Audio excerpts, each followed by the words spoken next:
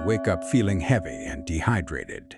Last night you drank too much, sitting alone at the Café de la Gare and arguing with yourself. You lie on your cot for a long moment, staring at the ceiling before you remember what day it is. Today, Paul is coming. Paul Gauguin. The man you have been writing letters to for months, almost love letters. You have painted his empty chair already. You painted it before he arrived, as if you could conjure him by believing hard enough. You dress quickly and go downstairs. The yellow house smells of turpentine and dried paint, and the faint ghost of tobacco. You look around at what you have done to the rooms. You hung your sunflower paintings on the walls of the bedroom you prepared for him because you wanted him to walk in and feel warmth. You wanted him to understand what you are trying to make of this house. Not just a place for two men to sleep, but a studio of the South. Artists coming from all over eating together, working together, sharing ideas the way painters once did in the old guilds. A family, you thought. A real one that will bring back colors to your life. You put the coffee on and wait. He arrives in the afternoon. Paul Gauguin fills a room. He is larger than you remembered from Paris. He sets down his trunk with the heavy confidence of a man who expects people to accommodate him and has never once been disappointed. He looks around the yellow house like someone evaluating real estate. Smaller than I imagined, he says. You do not know what to say to that, so you offer him coffee. The first weeks went better than your high expectations, golden and strange. You go out painting together in the cold mornings, your breath making little clouds in the cold air. Paul paints from memory and imagination. You paint from the thing itself, directly, with a desperation that embarrasses you sometimes when you see how calm he is. In the evenings, you cook together your bad meals.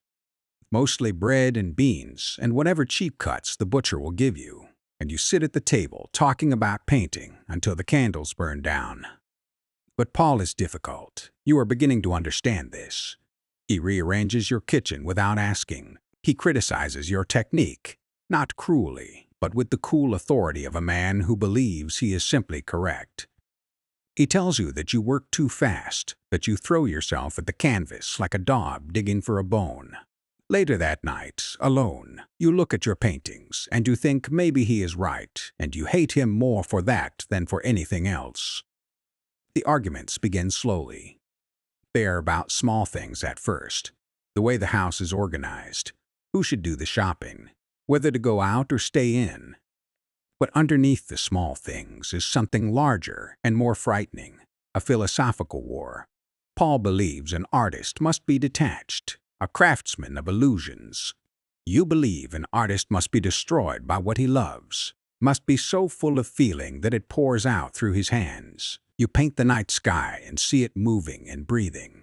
But Paul sees composition and arrangement. You cannot explain to him what you see. You cannot explain it to anyone. You have never been able to. December arrives in earnest. The Mistral screams night and day. You are not sleeping. You are not eating enough. The paint fumes in the small house give you headaches that last for days, and still you keep painting, because if you stop painting you will have nothing left, nothing between yourself and the darkness you made yourself. You know how you seem to people, you have always known. And you have decided years ago that there is nothing to be done about it except to keep working, to make the work so undeniably alive that eventually people will have to look at it and feel something. Have to admit that whatever is wrong with you has also made something true. It had been building for days. That evening, you and Paul argue again. This time, it gets worse. The tension finally explodes. At one point, you pick up a knife and move toward him. Paul sees it, and he gets scared. He leaves immediately. Now, you are alone in the yellow house. The silence feels heavy.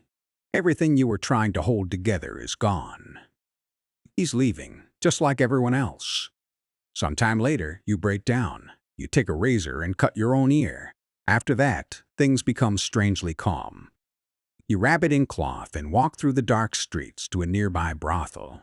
There is a girl there named Rachel. You give it to her and tell her to keep it safe. She screams. You go back home and lie down.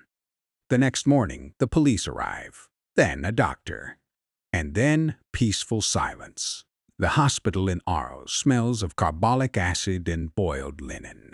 You are given a room with a small window. You ask for paper and a pen. You write to your brother Theo, telling him not to worry. You tell him you are better than before. You write this and you do not know if you believe it. But Theo is everything to you, and you will not let him see you drown. You are moved eventually to St. Paul de Mausolée, an asylum in the hills of St. Remy. You make this decision yourself. You go voluntarily. On your first morning, you sit outside and feel something shift inside you, something calmer. You ask Dr. Peyron for your painting supplies. You begin to paint again. You paint the irises in the garden, your own face in the mirror. Theo writes to say there is a doctor in Auvers-sur-Oise. He understands artists and will look after you if you come north. Theo has always been the one to hold the rope when you fall. You have spent 37 years being held by that rope, and you are ashamed of it and grateful for it and terrified of the day it will not be enough. You arrive in Auvers in May. The fields are wide and open. After the asylum, it feels different. For a moment, you think you might be okay here. You start working immediately. You paint almost every day. Sometimes more than one painting a day. You go out in the morning with your canvas, stay for hours, then come back, eat, rest a little, and go again. You don't go out at night. You don't drink much. You're trying to stay stable. But it's not that simple. Dr. Gachet tries to help, but he doesn't really know how. You can see it in the way he looks at you. Even Theo, in his letters, sounds worried.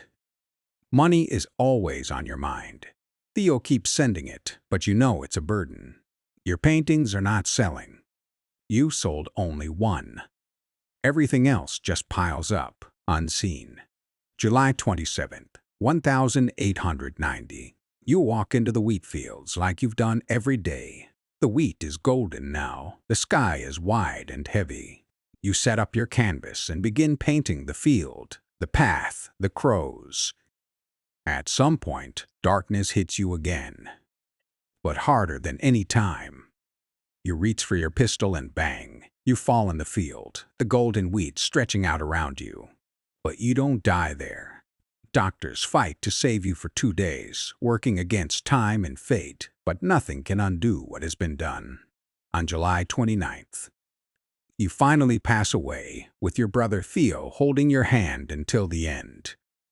He never let you alone.